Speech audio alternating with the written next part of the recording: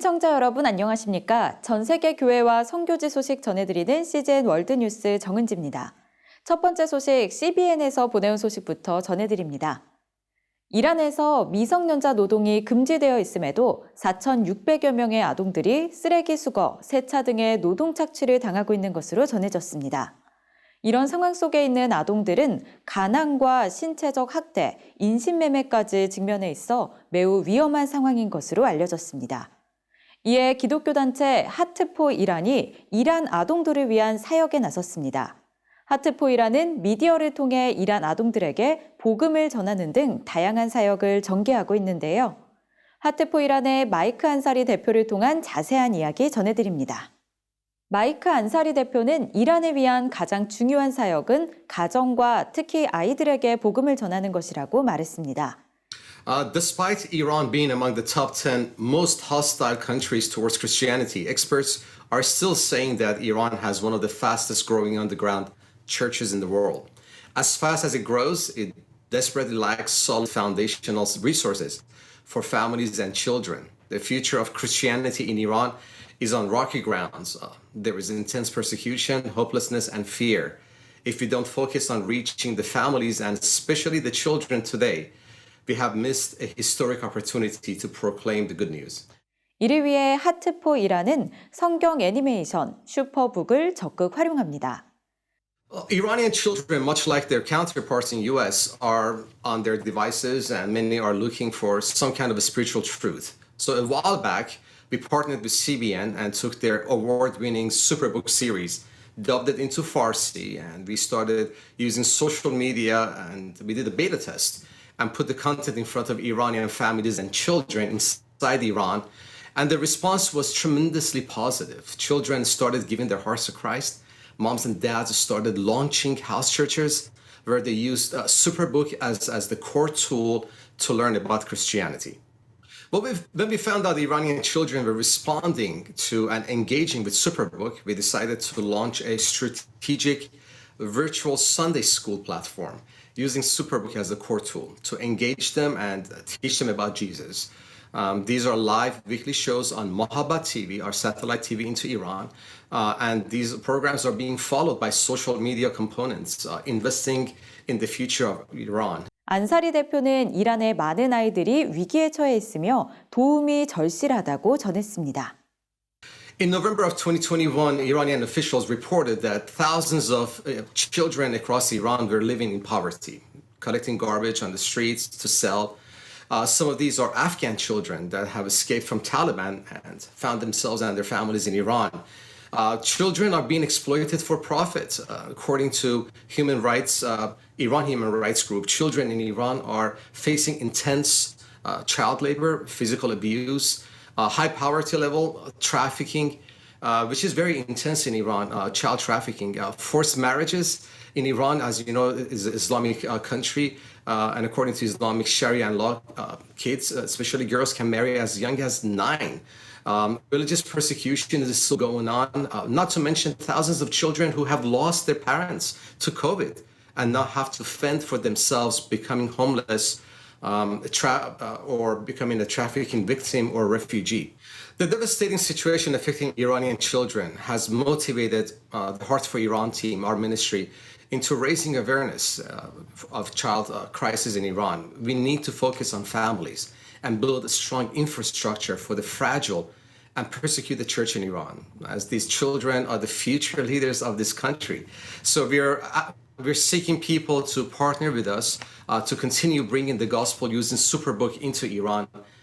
We ask you to please visit us on our website, heartforiran.com. 다음 소식입니다. 텍사스 남부의 한 사업가가 철창 뒤의 영혼을 구원한다는 사명에 뛰어들었습니다. 과거 자기 중심적이고 자기 파괴적이었던 그의 삶은 신앙과는 멀어 보였습니다. 그러나 그 모습을 신앙으로 극복하고 현재 사업가이자 복음 전도자로 살면서 많은 사람들에게 귀감이 되고 있는데요. 놀랍게도 그가 자신의 이야기를 담은 책이 교도소의 재소자들에게 큰 반향을 불러일으키고 있습니다. It's line pipe for 36-inch line pipe. 사업가인 데이비드 호엘 씨는 좋은 투자 대상을 잘 찾습니다. 그는 14살 때부터 석유 산업에 종사했습니다. 지금은 대다수의 사람들은 쓰레기라고 여기는 오래된 송유관을 구매해 두 번째 기회를 주는 일을 하고 있습니다. It is ultimate recycling to me, and it's like I said, it's just tubular steel that can be used and reused. 어떤 면에서 이 일은 데이비드의 삶과 매우 비슷합니다. If you can imagine a total self-centered life, me, that was me. And a lot of that's centered around alcohol, sex, all the things, money, and just taking care of my own personal needs. 비키의 남편이자 한 명의 아버지로서 그는 자기 파괴적인 생활 방식을 버리고 싶었습니다. 알코올 중독 방지 단체의 모임을 찾아간 그는 곧 교회에 앉아 있는 자신을 발견했습니다. I jumped into AA and became Mr. AA. And when I became a Christian, I said, this is going to be an all or nothing deal for me as well. 35년째 금주 중인 데이비드는 그 누구라도 들을 자가 있다면 자신의 이야기를 전하는 일에 새로운 삶을 헌신했습니다. I would find people outside of a meeting and we'd go to lunch or go to coffee and I would write stick figures and show people the story of Jesus. The AA crowd, being part of that, and that he used a lot there and kind of experimented there. I think that was sort of his testing ground. 데이비드는 몇 년 전 하나님의 자녀가 되는 법이라는 책을 썼고 이 책은 새로운 문을 열었습니다. Even though he is a gifted evangelist by gift, he never really had seen this coming. I never saw this coming. 데이비드는 석유 산업계에서 성공적인 경력을 쌓았습니다.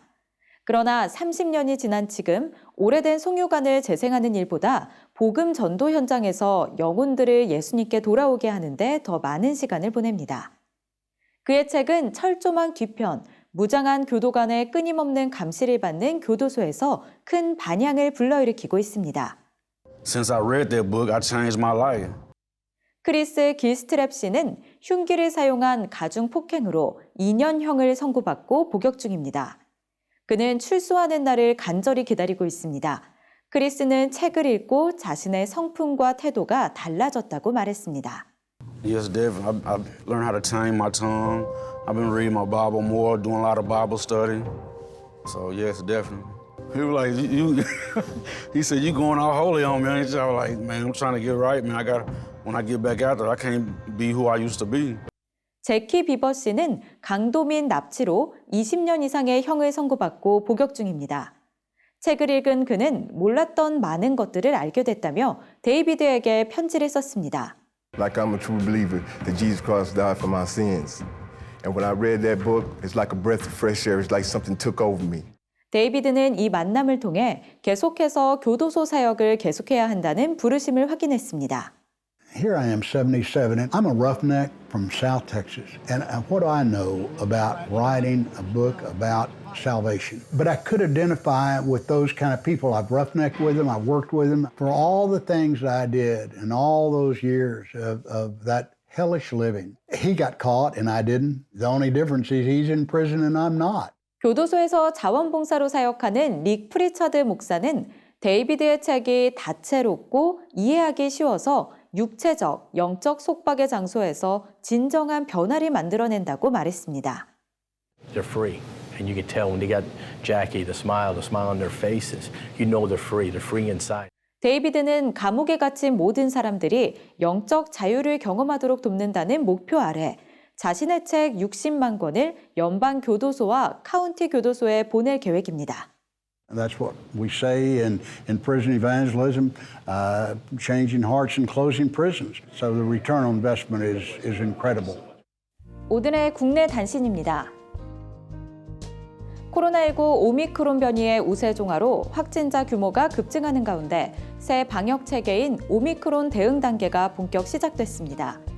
고위험군의 조기 진단과 치료에 초점을 둔 오미크론 대응 단계에선 PCR 검사를 고령층과 밀접 접촉자 등을 대상으로 우선 실시하며 고위험군이 아닌 사람은 근처 병의원에서 신속 항원 검사를 먼저 받아야 합니다.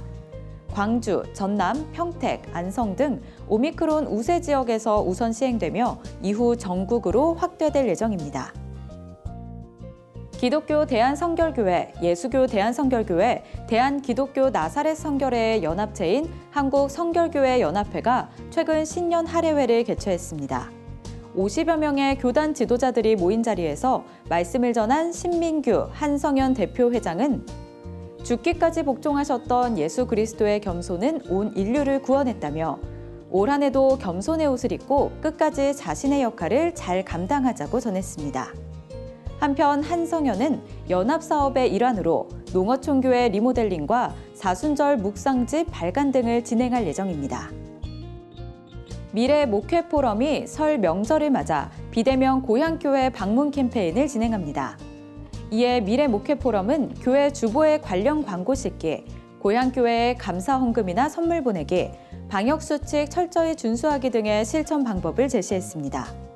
이에 미래 목회 포럼 대표 이상대 목사는 이번 명절에는 함께하는 고향교회, 찾아가는 고향교회, 기억하는 고향교회를 테마로 정했다며 농촌교회를 위한 섬김이 큰 효과를 가져올 것이라고 전했습니다. 대한예수교장로회 백석총회 목회협력지원센터가 교단 소속 미자립교회 200곳에 지원금 1억 1천만 원을 전달했습니다. 이에 목회협력지원센터 센터장 이정기 목사는 하나님께서 부흥 성장시켜 주신 것은 함께 나누라는 의미라며 교회들의 작은 섬김이 목회 현장 속에서 조금이나마 힘이 되고 위로가 되길 바란다고 전했습니다. 한편 백석총회 목회협력지원센터는 연내 기금을 추가로 마련해 다양한 방법으로 미자립교회를 지원할 계획입니다. 한국교회 총연합 대표회장 류영모 목사가 최근 천주교 서울대교구 정순택 대주교를 만나 환담했습니다.